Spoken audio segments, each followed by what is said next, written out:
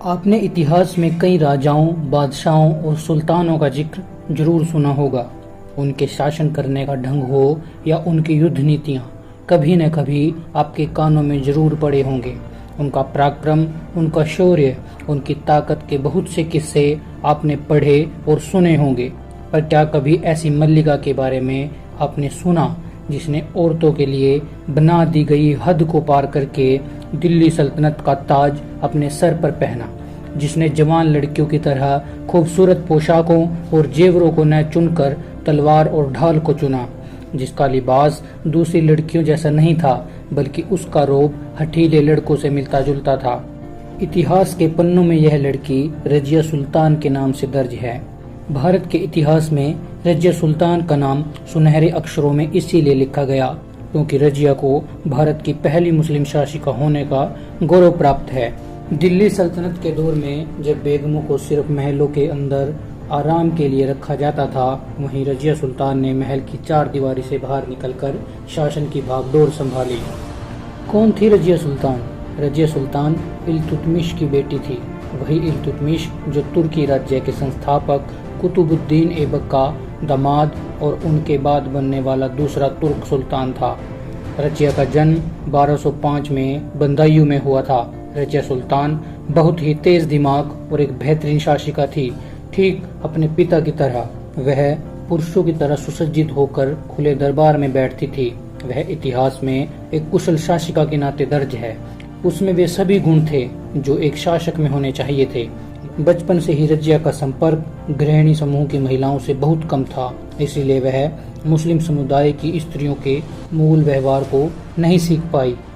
रजिया के पिता इल्तुतमिश को भी रजिया से अपने दूसरे बच्चों के मुकाबले काफी ज्यादा लगाव और उम्मीद थी।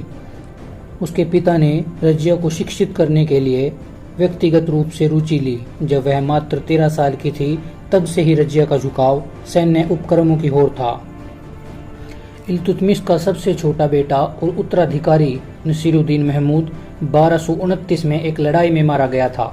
इसके अलावा इल्तुतमिश के और भी बेटे थे, पर उसे उन पर यकीन नहीं था क्योंकि वे जवानी के सुख भोगने में डूबे हुए थे। वहीं रजिया एक निपुण और जोशीली घुड़सवार, तलवारबाज और तीरंदाज थी। परंपरा से बिल्कुल हटकर उन्होंने रजिया को अपना उत्तराधिकारी नियुक्त कर दिया। कहा जाता है कि वे रजिया की क्षमता को 20 बेटों के बराबर मानते थे। सुल्तान की इच्छा के विरुद्ध कुछ प्रभावशाली लोगों ने उनके छोटे और नाकाबिल बेटे रकूनुद्दीन फिरोज को गद्दी पर बिठा दिया, लेकिन वक्त को देखते हुए जल्द ही रजिया सुल्तान ने परिस्थितियों को अपने पक्ष में मोड़ लिया। अपने भाई की जगह वह सुल्तान जलालुद्दीन रजिया के नाम से तख्त पर बैठी। अब रजिया सुल्तान बन चुकी थी। उन्होंने अब औरतों के लिबास को छोड़कर आदमियों की तरह कुर्ते, लबादे और पगड़ी पहनना शुरू कर दिया था। रजिया ने अब पर्दा करना भी छोड़ दिया था। वो राज्य के मामलों को एक खुले दरबार में सुनती और बहुत ही समझदारी के साथ उनका निपटारा भी करती थी। लेकिन कुछ वक्त बाद मानो इस मल्लिका के शासन को बुरी नजर लग गई हो। ये 1236 का साल था जब रजिया सुल्तान बनकर तख्त पर बैठी थी, पर 1240 आते आते सब खत्म होने लगा। ऐसा बहुत कम होता है कि आज रजिया सुल्तान को एक बेहतर शासक के रूप में देखा जाए, बल्कि लोग उन्हें आज एक बदकिस्मत औरत के रूप में याद करते हैं। बदकिस्मत क्यों? एक दिन इल्तुतमिश ने अपने गुलाम याकूत को बुलाया और उसे रजिया सुल्तान को घुड़सवारी सिखाने का हुक्म दिया। सुल्तान का हुक्म पाकर याकूत रजिया को घुड़सवारी सिखाने लगा। इसी दौरान याकूत और रजिया के बीच नजदीकियां बढ़ी और उनमें प्रेम संबंध स्थापित हो गया।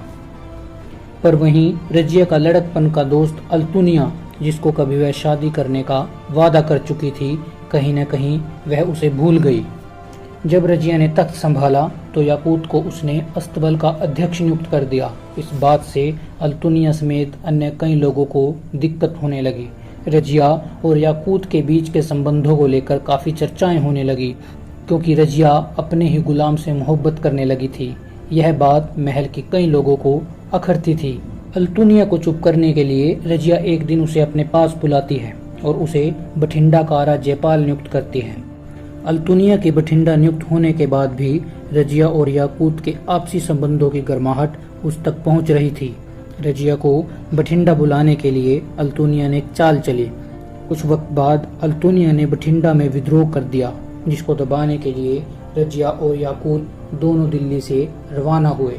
याकूत को साथ देखकर अल्तुनिया आग बबूला हो गया और मौका पाकर अल्तुनिया ने याकूत की हत्या कर दी और रजिया व उसके साथियों को बंदी बना लिया। इसी दौरान अल्तुनिया ने रजिया को मनाया और शादी करने के लिए राजी कर लिया। जब रजिया बठिंडा में थी तब पीछे से इल्तुतमिश का बेटा और रजिया का भाई बहराम शाह दिल्ली की गद्दी पर बैठ गया। अब अल्तुनिया और रजिया दिल्ली की तरफ रवाना हुए। दिल्ली पहुंचकर बहराम शाह और रजिया सुल्तान के बीच संघर्ष हुआ, जिसके नतीजतन रजिया को दिल्ली छोड़ना पड़ा।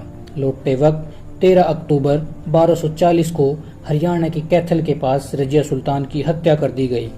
कई इतिहासकारों का मानना है कि रजिया की हत्या उसी के भाई बहराम शाह के द्वारा कराई गई, तो कुछ का मानना है डाकुओं ने रजिया की हत्या कर दी थी। जो भी हो, पर अब दिल्ली की कुशल शासक और एक प्रेमिका का अंत हो चुका था। तो दोस्तों, ये था हमारा आज का हिस्टोरिकल किस्सा। आपको कैसा लगा हमें कमेंट करके जरूर बताइए। अगर आप हमारे चैनल पर नए हैं तो चैनल को सब्सक्राइब कर लीजिए। शुक्रिया।